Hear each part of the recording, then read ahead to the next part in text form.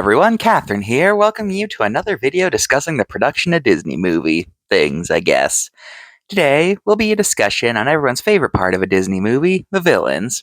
Well, I assume that's everyone's favorite part, definitely my favorite part. I think Disney villains are cool, it's just they're just cool, And what I want to do today is I want to go through all the major Disney villains and compare how they compare to their original counterparts in the source material. Sound good? Good. Oh, but before we begin, I'll be skipping all the compilation movies, so Fantasia and the package ones in the 40s. Yeah, no, they won't be talked about. And this is just the movies, not counting the TV shows. And I'm not doing Pocahontas or Robin Hood since I'm not comparing fictional characters to real people, okay? Okay.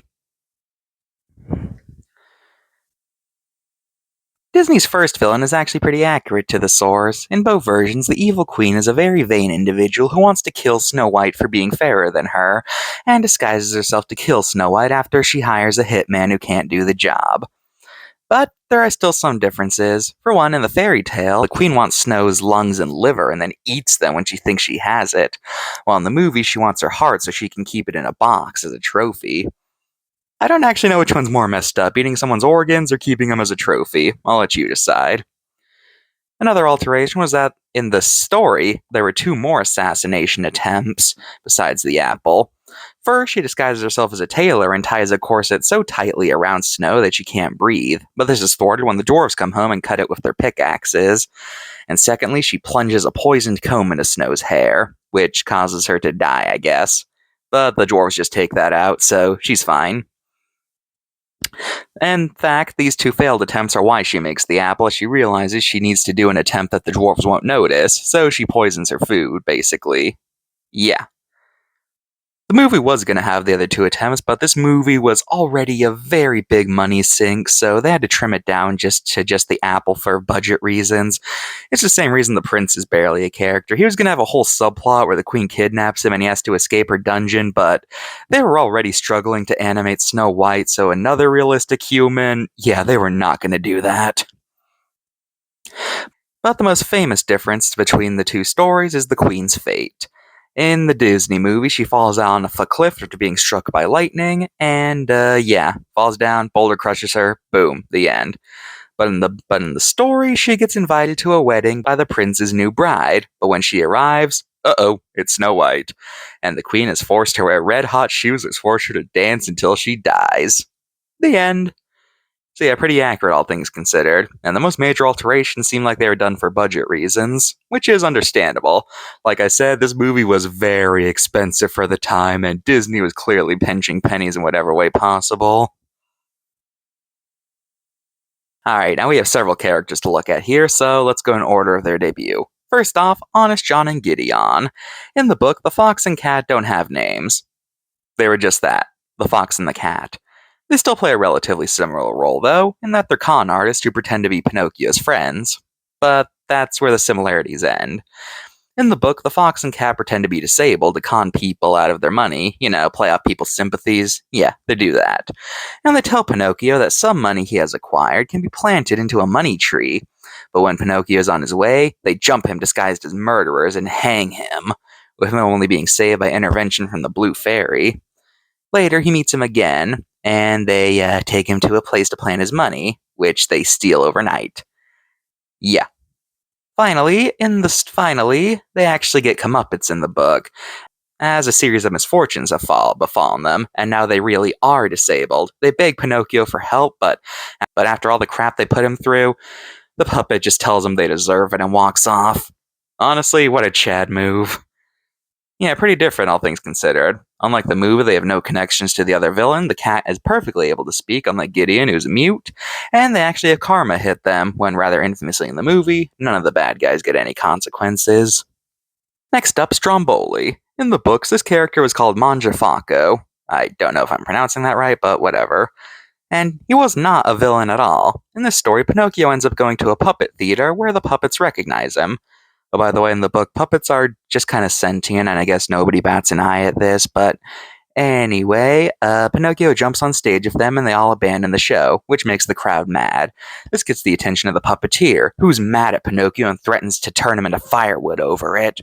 But after Pinocchio recounts his story to him, the puppet master is moved to tears and gives him some gold coins to help him and Geppetto out, which ends up attracting the attention of the fox and cat. Oh yeah, I forgot to mention what the movie swaps the order in which Pinocchio meets the villains is in the book. He gets the coins from the puppet master, which gets the fox and cat's attention, while in the movie, Honest John and Gideon sell Pinocchio to Stromboli for a quick buck. Yeah. Then there's the coachman, who didn't actually change all that much, as both characters lure boys to a remote island to turn them into donkeys, which he then sells into slavery. The only real difference is that in the book, the place he takes them to is called the Land of Toys, while the movie renamed it to Pleasure Island. In addition, in the book, it was established that 5 months had passed between Pinocchio arriving and the donkey transformation, while in the movie, it's left vague as to how much time has passed. Finally, Monstro, who ended up being a different species. In the book, the sea monster that Pinocchio encountered was called the Terrible Dogfish and was a giant shark. And the way Pinocchio and Geppetto escape from it is actually pretty anticlimactic. Turns out the dogfish has asthma, so when he sleeps, he has to sleep at the surface of the water with his mouth open. So Pinocchio and Geppetto just swim out. Interestingly, there is concept art showing they were going to keep Monstro as a shark, but my guess as to why they made him a whale is probably because they thought it'd be easier to buy.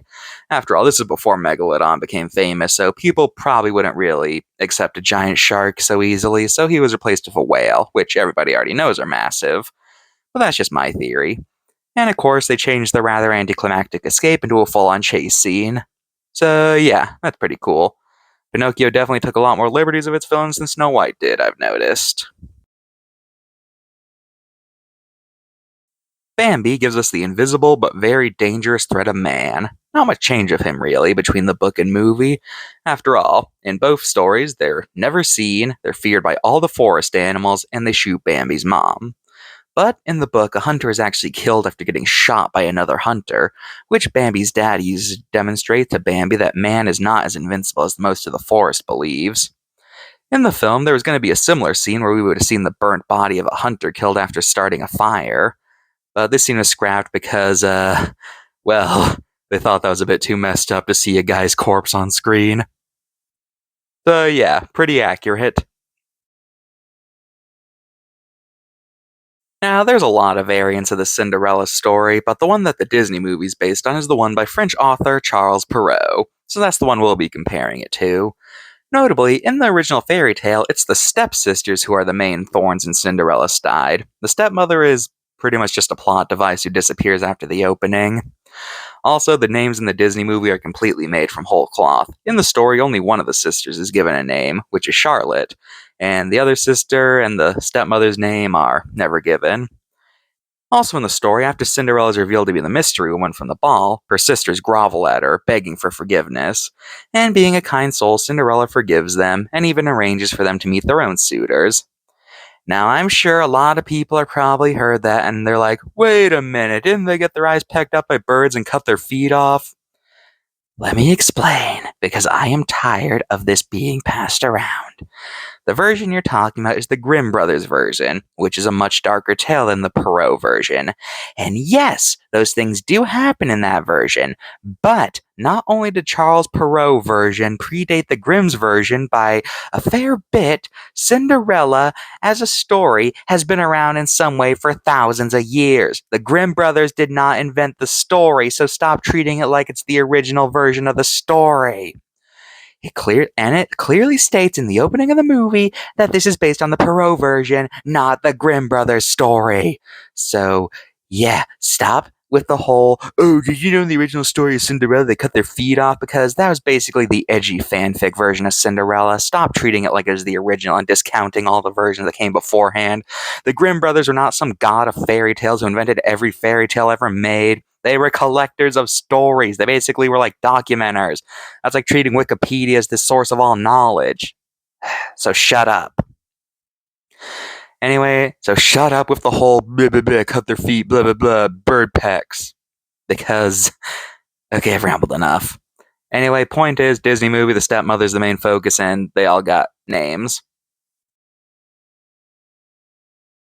In Alice's adventures in Wonderland, the Queen of Hearts still had quite the temper and was quick to sentence people to death by beheading, but Here, it's established that no one actually is executed, since the king pardons everyone behind her back, and it's established the queen likes giving sentences and doesn't actually care if they're carried out or not.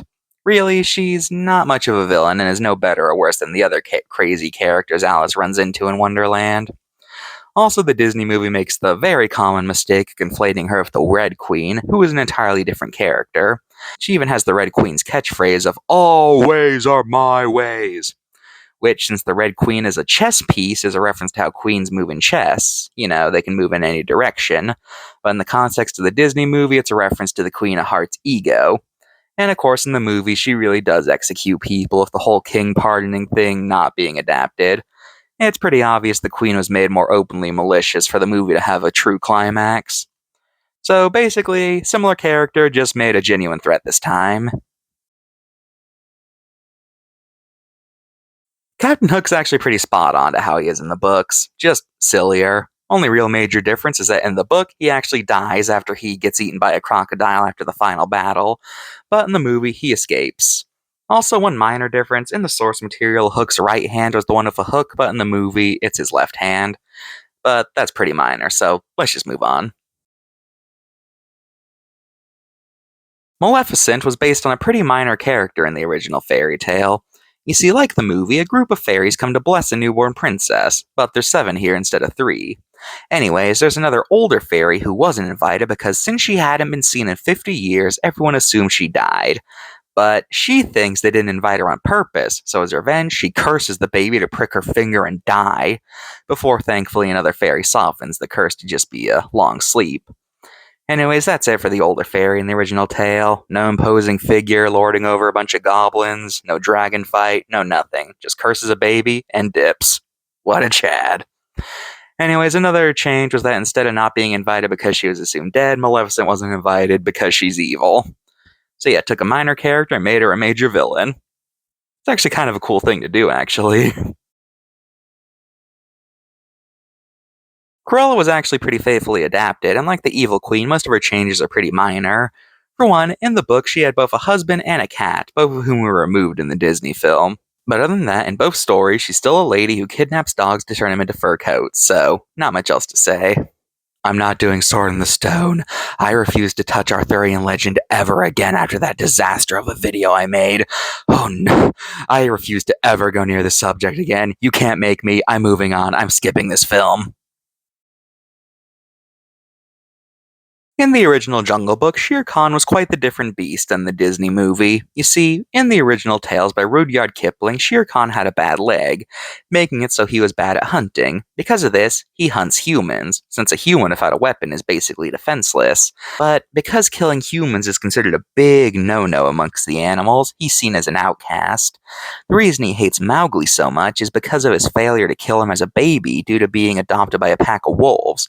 So, he swears vengeance against the boy. Eventually, he takes over the wolf pack and turns the wolves against the human in hopes to get him. Luckily, though, Mowgli manages to harness fire, which he uses to scare off the tiger. And eventually, Shere Khan meets his end when Mowgli triggers a buffalo stampede, finishing off the tiger once and for all. The Disney movie removed Khan's bad leg and made him a more physical threat. Here, instead of hating Mowgli because he's a prey that got away, he just wants to kill Mowgli because he's human. He also survives the movie, merely being scared off after a burning bush is tied to his tail. They also drop the whole infiltrating the wolf pack plot, and yeah, like most of the other Jungle Book characters, he is very much not like his book counterpart. As for Kaa, well, in the book, he just straight up wasn't a villain, like, at all. In the books, Kaa is one of the oldest members of the jungle, and as such has a vast knowledge of its history. In the story, after Mowgli is kidnapped by monkeys, Baloo and Bagheera seek Kaa's help since the monkeys were too much for them. Kaa agrees and manages to effortlessly defeat the monkey thanks to his hypnotic dance, which entrances the primates to crawl right into his mouth. Unfortunately, Baloo and Bagheera are also hypnotized, but luckily, since Mowgli's a human, he's immune to Kaa's hypnosis, so he snaps the two of them out of it. Afterwards, Kaa becomes one of Mowgli's most trusted allies thanks to his knowledge. So yeah, very different. The only reason I've heard that they made Kaa a villain was because they weren't sure audiences could believe a snake could be a good guy. I'm not kidding. Besides being turned into a villain, Ka's method of hypnosis was also changed, as it's now hypnotic eyes instead of a dance, and humans are no longer immune to his effects. Ka is also no longer portrayed as old and wise, and he seems to be pretty dopey, all things considered. And before you ask, King Louie, well, point blank, he wasn't in the books at all. He was made up for the Disney movie, so there's nothing to talk about with him. I don't care enough about the rescuers to talk about this. I'm moving on. In the original Fox and Hound book, the hunter was not named, while the movie gave him the name Amos Slade. He still had a similar role in both products. He hates Todd the Fox and wants him dead, but his fate is different and a lot sadder. You see, in the movie, he just breaks his leg and accepts that Copper and Todd are friends. But in the book, he manages to kill Todd and ends up banking on that for a while before becoming bored with life. He succumbs to alcoholism before he eventually turns himself into a nursing home. But since dogs aren't allowed there, he has to put Copper down. As for the other dog, Chief, between the book and movie there was an age swap. In the book, Copper was the older dog and Chief was the new guy. Well, of course, in the movie, this was swapped with now Chief being older than Copper. Also, in the book, Chief did not survive his run-in with the train. I am still amazed that Disney turned this story into a family-friendly movie because, wow.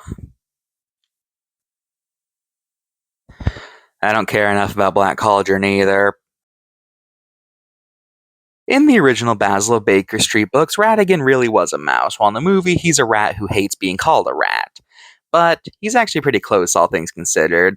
But despite that, he's actually pretty close to how he was in the books, in that both of them are meant to be send-up of Sherlock Holmes' archenemy, Professor Moriarty. So good on you, Mr. Rat. I mean, Mouse. Oliver and Company is an adaptation of Oliver Twist, which obviously was about humans and not animals, but Sykes was kept a human. Although there is a minor name change, spelling, as in Oliver Twist, it's Sykes with an I, and in the movie it's Sykes with a Y.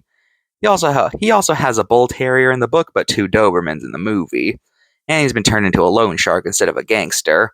But other than that, he still has a pretty similar role, in that in both versions he keeps Oliver hostage and whatnot.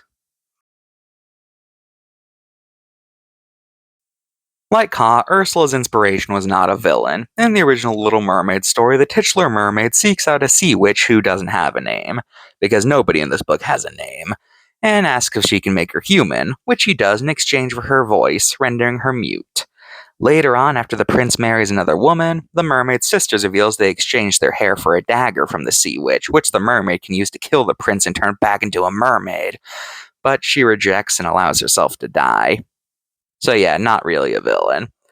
Also, she's never described as having tentacles, she doesn't have eel henchmen, and instead of stealing Ariel's voice directly, she instead ripped the tongue out of the Little Mermaid. So, yeah, you can see why they changed that. Though as a reference to the original story, we see Ursula throw a tongue into her cauldron at one point, so yeah, that's a pretty clever reference. Also, Ursula is shown disguising herself to trick the prince into marrying her so Ariel can't fulfill the deal, but in the book, the other woman the princess falls in love with wasn't a villain, and has no association with the sea witch. She's just a girl who the prince falls in love with instead of the mermaid.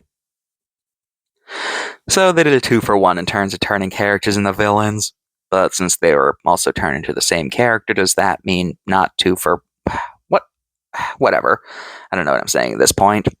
We're skipping Beauty and the Beast since Gaston's an original character not based on anyone from the fairy tale, so let's just move on. Jafar is an interesting case because he's basically a combination of two unrelated characters. In the original folktale, there was an evil sorcerer seeking out the genie of the lamp, and a vizier character who wanted a son to marry the princess. The Disney version split the difference and made them the same guy, making Jafar the vizier and making him a sorcerer who wants the genie of the lamp. And he wants to marry the princess himself instead of having his son do it. And before you ask, Iago's an original character. So yeah, we got another 2-for-1 here. In the original Hunchback story, Frollo, while still being the main antagonist, was much more sympathetic. First major change made between the stories is that book Frollo was a priest, but the movie made him a judge as to not potentially anger religious groups. As for the roles in the plot, in the book, Frollo really does adopt Quasimodo and was not responsible for the death of his mother. In fact, at the start of the book, Frollo's not a bad guy at all, and only starts to become nasty after he becomes infatuated with Esmeralda. This leads to many attempts to try to win her over by any means necessary. Eventually, he meets his end after Esmeralda is executed, which leads to Quasimodo throwing him off the cathedral. The Disney movie made Frollo much more openly evil, making it clear that even before becoming infatuated with Esmeralda, he was a nasty guy. I mean, dude basically wants to commit genocide. I'd say that's pretty evil right there. So, Hercules. As has become common knowledge in recent years, Hades was not evil.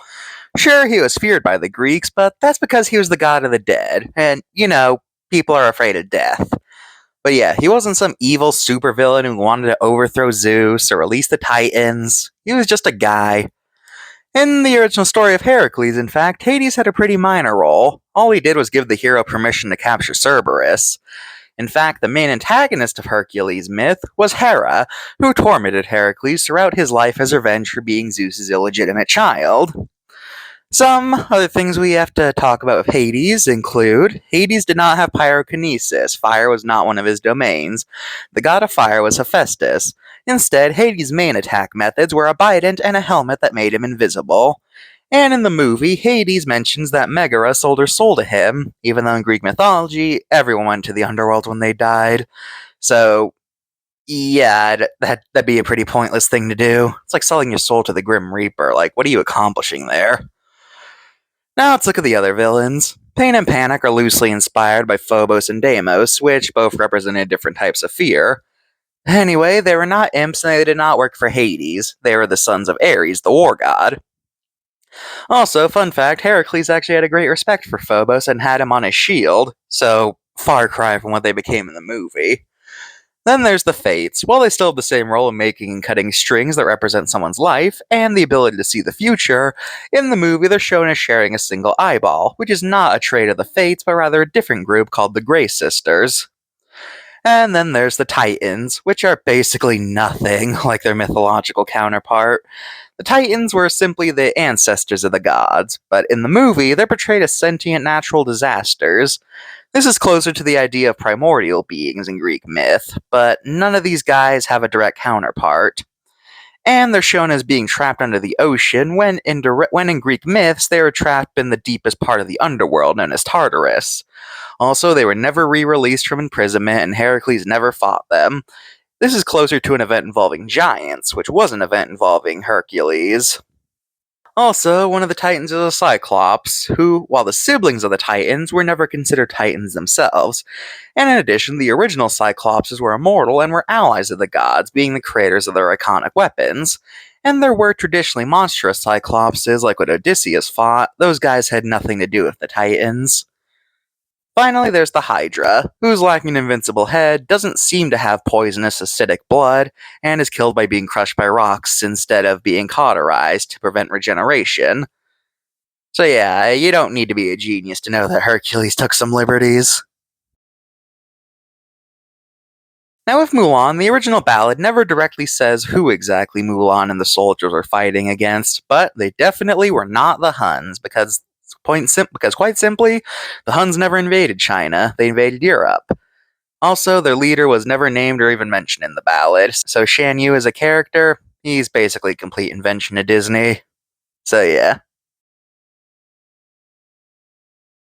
Tarzan's Clayton is a strange case, because in the books there was a character called Clayton, but he was a completely different role than the Disney film.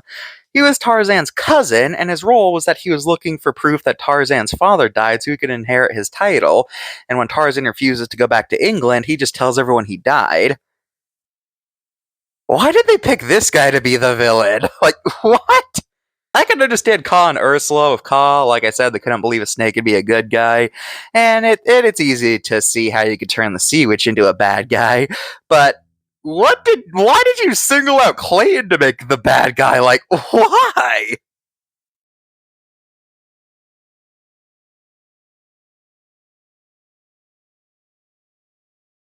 Well, first off, we got the obvious thing out of the way. Obviously, Treasure Island was not a sci-fi, so John Silver was not a cyborg alien.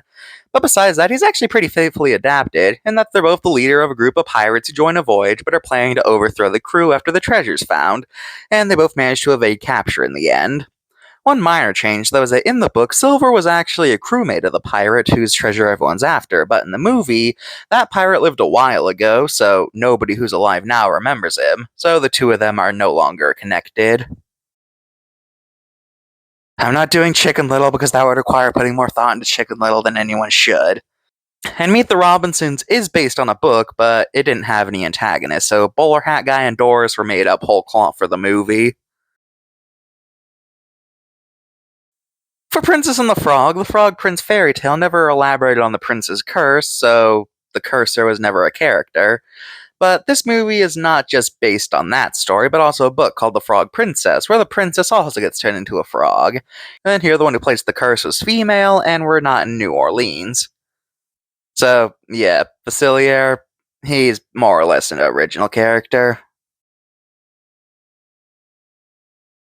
In the original fairy tale, Gothel is said to be a witch, but in the movie, she's just a human who has access to what's essentially a youth potion. Also, her motivation for keeping Rapunzel locked up changed. In the tale, she takes Rapunzel as payment after her parents, who, by the way, were not royalty, steal from Gothel, who demands the baby in return. Also, the whole Rapunzel has magic hair thing that Gothel uses to keep young, as was completely made up. She was just a girl who had long hair in the tale. So, yeah. Frozen is based on the Snow Queen, but Elsa's the protagonist, while the Snow Queen was the antagonist, so she doesn't count for this. And Hans isn't in the book, so skip.